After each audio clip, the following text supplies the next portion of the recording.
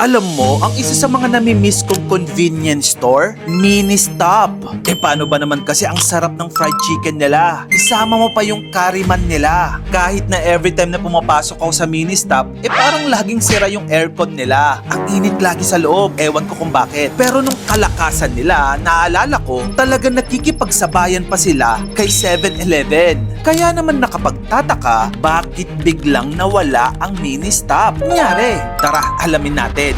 Ang Ministop ay originally from Japan. Pumasok sila sa Pilipinas noong year 2000 through a partnership between Robinsons Retail, Ministop Japan at Mitsubishi Corporation. Mabilis itong sumikat sa mga Pinoy, especially sa Metro Manila, Luzon at Visayas. Pero ang naging superpower talaga ng Ministop sa Pilipinas, hindi lang drinks, hindi lang chips. Ang tunay na produkto na bumuhat sa pangalan nila ay mga pagkain, lalo na yung Uncle John's Fried Chicken. Alam mo yung manok na halos naging personality trait na ng Ministop? May mga tao nga na hindi pumupunta sa Ministop para bumili ng toothpaste o load. Pumupunta lang sila doon para sa chicken. Pero ano yung nangyari? Bakit bigla silang nawala? Noong 2022, nagkaroon ng malaking business change. Binili ng Robinsons Retail ang remaining 40% stake ng Ministop Japan sa Robinsons Convenience Stores. Meaning, mula joint venture with Japanese partner, naging 100%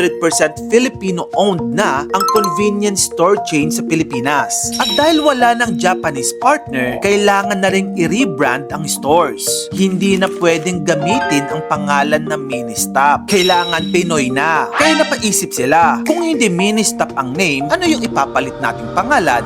Dito pumasok ang Uncle John's. Ang strategy nila, imbis na gumawa sila ng totally random name na wala namang connection sa mga customers, ginamit nila ang pangalan na kilala na ng mga avid customers ng Ministop, yung Uncle John's, which is yun yung pangalan ng sikat na fried chicken nila. Kumbaga, parang sinabi nila, kung ito na ang paborito ng tao sa stores namin, bakit hindi ito gawing identity ng buong stores? Pero hindi lang yun ang dahilan na may mas malalim pa itong meaning. Ang Uncle John's ay tribute na rin kay John Gokongwei Jr., founder ng Robinsons Retail Parent Group. So the name works in two ways. Una, familiar siya sa customers dahil sa fried chicken. Pangalawa, connected siya sa founder mismo ng company. Pero hindi lang simpleng pagpapalit ng branding ang nangyari. Hindi ito yung dating Ministop lang na nilagyan ng bagong logo. Reinvention talaga siya. From Ministop's old blue, red, yellow branding, naging yellow and blue na ang Uncle John's. Ang kanilang goal, panatilihin yung mga minahal ng customers habang pinapapasok ang bagong identity. Kaya hindi nawala ang mga favorites. Nandyan pa rin ang fried chicken nila. Nandyan pa rin ang curry man.